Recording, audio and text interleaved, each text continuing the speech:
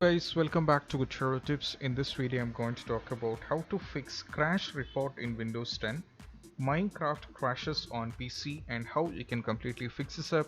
So let's get started. So first thing what you have to do is you just have to open your Minecraft launcher.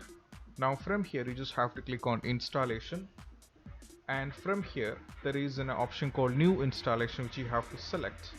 And now just you have to select the respective versions. These are the available versions, so you just have to select the versions and you just have to continue from here, because sometimes the latest versions can be fixing the issue up, so you just have to go for the latest version and see whether the issue is solved or not. This is the first step what you have to do.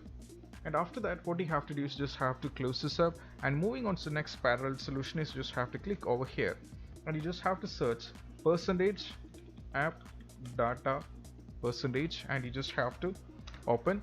Now from here you will be getting a folder named .minecraft, so you just have to select it, and from here you'll be getting the folder named saved, where all the worlds which you have played on the current Minecraft, which is over here, will be over there. So the world will be saved on this folder. So what you have to do is, what I suggest you just have to copy paste, most probably what you have to do is you just have to copy paste your world and keep it a backup, because sometimes the new world can corrupt it up.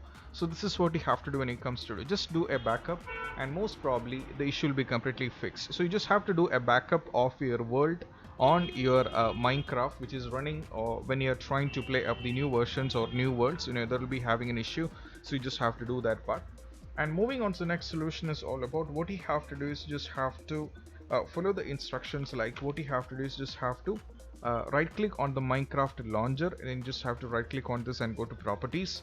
Now from here what you have to do is just have to click on the compatibility, and from here you just have to tick run this program in compatibility mode 4, and you have to select Windows 7, and followed by you just have to click on run this program as an administrator and go for apply and go for OK. This is what you have to do.